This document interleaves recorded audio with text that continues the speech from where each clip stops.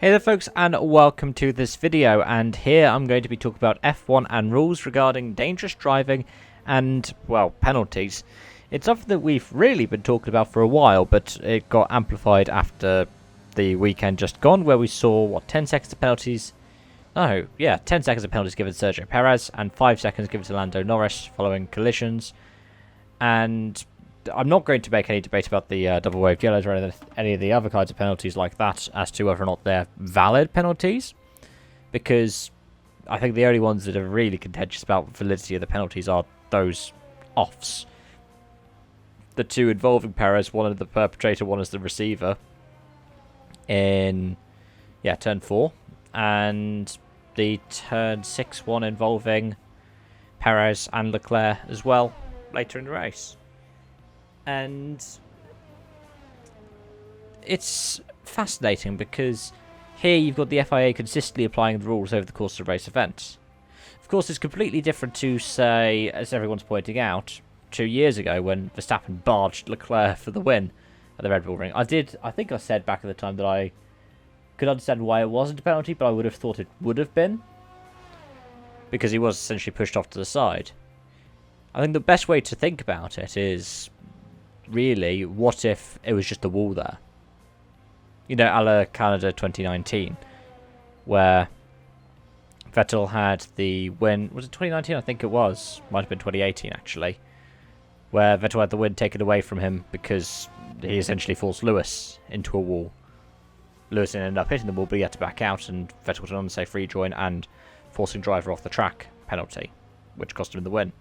I didn't believe it was deserved then. I changed my mind very much since then. But we need to think of it as that kind of situation. So I think the Lando one is harsh. Largely because Checo wasn't fully alongside at the time. I think the Checo ones were thoroughly deserved though. Because not only was it just the precedent was already set for the race by Lando's incident with Perez, but also because in both cases Leclerc is getting alongside and he is pushed out. I know we like to make jokes about the Fernando Alonso all the time you have to leave the space, but in reality, in F1, you kind of do.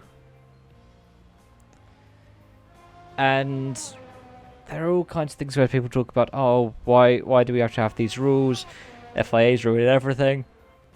These teams have got a cost cap, and believe it or not, if there was a wall, £500,000 worth of car goes flying off into a wall, that's going to put a bit of a dent in your budget, especially when the repair costs come out of that.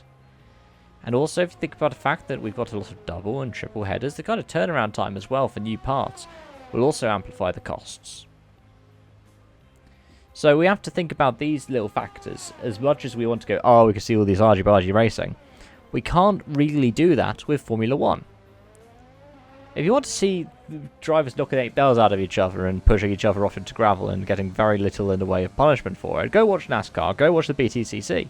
Because those are ones where the cars are worth a lot less, they can have a lot more damage dealt to them without causing enough of a dent in the team owner's wallet.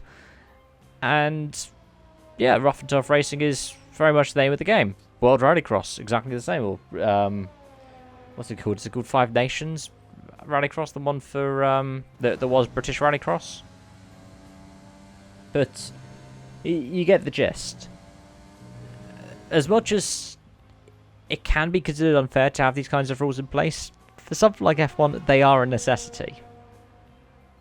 Especially if we're looking at keeping costs down.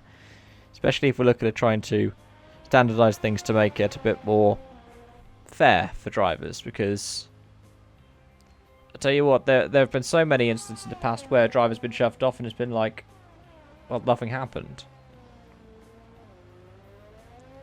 I think harsh but fair is probably the way I describe those rules. And I know that's a hot take, but Lewis deserved the penalty last year for turn 4. Checo and Lando deserved similar penalties again this year. It was also interesting to see a Mercedes-powered car push the second Red Bull into the gravel at turn 4. But anyways, I'm welcome to disagreements, so let me know your thoughts in the comment section down below. Thank you so much for watching, and I hope to see you again soon. Bye for now.